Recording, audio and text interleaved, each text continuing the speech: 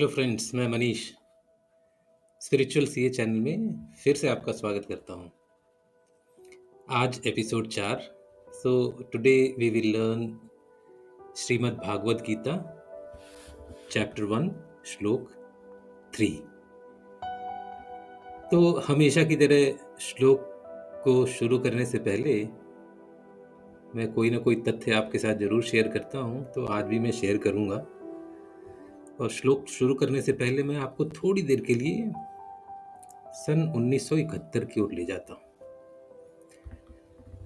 सन 1971 में शायद आपको, मुझे या शायद किसी को नहीं पता था कि वह एक विश्व युद्ध 3 की संरचना कर सकता था। तो सन 1971 में ऐसा हुआ क्या था? 1971 India Pakistan war and creation of Bangladesh, ये सब आप कहीं ना कहीं सुना होगा। तो सन 1971 में भारत और पाकिस्तान की लड़ाई चल रही थी और बांग्लादेश बनने वाला था।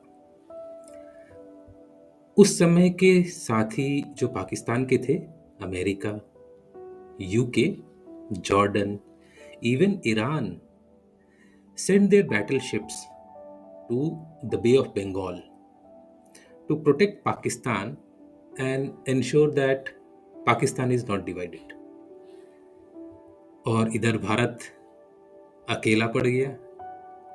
उसने उस समय के सोवियत संघ, यूएसएसआर, जो अब टूटकर रूस बन गया है और अन्य कई देश बन गए हैं, तो यूएसएसआर और सोवियत संघ बोले तो भारत के साथ आया और उसने फटाफट अपने न्यूक्लियर सबमरीन भारत की रक्षा के लिए बे ऑफ बंगाल में भेज दिया था।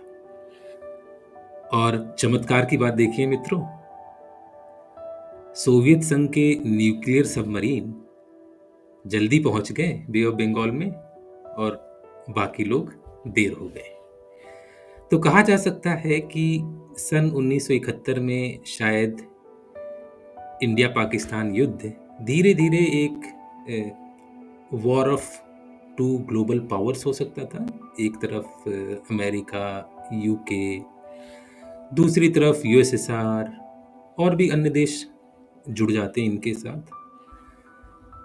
तो और अब मैं और आप हम सब सोच रहे हैं कि भाई ये सन 1971 का वॉर कहाँ से आ गया? हम तो गीता पाठ कर रहे थे। तो दोस्तों, जो मैंने कहानी सुनाई है वो श्लोक 3 से ही जुड़ा हुआ है और इसलिए मैंने एक कॉन्टेक्स्ट सेट कर दिया है कि श्लोक 3 में जो हम पढ़ेंगे वो इससे जुड़ा जुड़ा है। तो चलते हैं श्लोक 3 पर। पश्येतां पांडुपुत्राणाम आचार्या महती चमू व्यूढ़ा द्रुपदपुत्रेण तव शिष्येण धीमता। चैप्टर 1 श्लोक 3 भागवत गीता।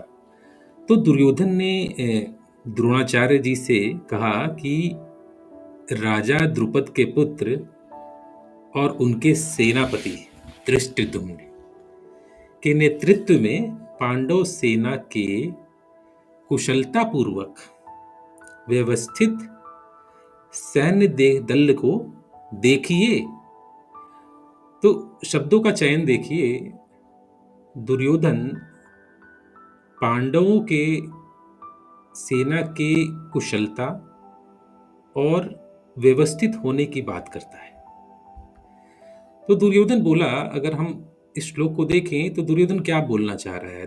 दुर्योधन बोलना चाह रहा है कि हे गुरु द्रोण, ये देखिए, आप तो सबके गुरु रहे हैं, हमें भी पढ़ाया है, उन्हें भी पढ़ाया है, शिक्षा समान दी है, और हे द्रोण, आप कितने सरल हैं।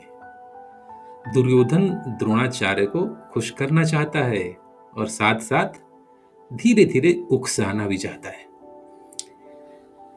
देखिए गुरु, आपने तो धृष्टद्युम्न को भी शिक्षा दिया, ये जानते हुए भी कि उसका तो जन्म आपको मारने के लिए ही हुआ है। तो आप अपनी सरलता को देखिए गुरु। और तो और आपके प्रिय शिष्य पांडवों ने भी तो आपके दुश्मन या आपको दुश्मन को मारने वाले धृष्टद्युम्न को ही सेनापति बना दिया है। तो हे गुरुदेव, क्या ये आपका अपमान नहीं है? तो दुर्योधन मुंह में राम बगल में छुरी, ये है दुर्योधन का इरादा। तो यहां धीरे धीरे दुर्योधन गुरु द्रोणाचार्य को उकसाना चाह रहा है, प्रोवोक कर रहा है वो। सो अगर आप मेरे बांग्लादेश वॉर या क्रिएशन ऑफ बांग्लादेश बोलूं और 1971 की बात करूं, तो अगर आप देखेंगे तो एक तरफ पाकिस्तान के साथ अमेरिका, यूके, जॉर्डन और ईरान बे ऑफ बंगाल में या बंगाल की खाड़ी में आकर प्रोवोक कर रहे हैं। दुर्योधन भी तो प्रोवोक कर रहा था।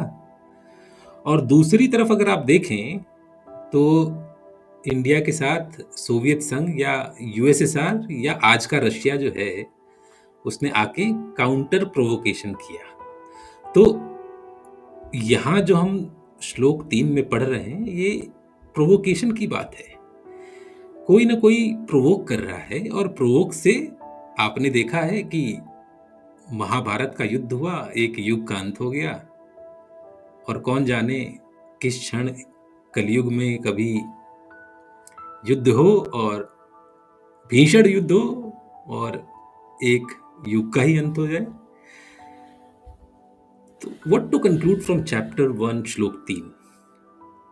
देखिए, पहला चीज जो हमें ध्यान देना चाहिए वो है उकसावा। उकसावे या प्रोवोकेशन से हम सबको दूर रहना चाहिए। और अगर जब कोई आपको उकसाने की कोशिश करे या आपकी विचारधारा पर एक समानांतर सोच बनाने की कोशिश करे, तो आप शांत रहें। तो जरूरी नहीं है कि प्रोवोकेशन सिर्फ बोल कर किया जाए। धीरे धीरे प्रोवोकेशन जो होती है, एक समानांतर विचारधारा बनाई जाती है आपके विचारधारा के ऊपर। तो प्रोवोकेशन से दूर रहें और सोचने की, समझने की क्षमता रखें, शांत रहें जब ऐसे सिचुएशन में आप पड़े। तो दोस्तों, समय अंत हो रहा है। अगर आपको चैनल पसंद आया हो तो चैनल को लाइक और सब्सक्राइब करें। धन्यवाद दोस्तों, सुख का अनुभव करें। जय श्री कृष्णा।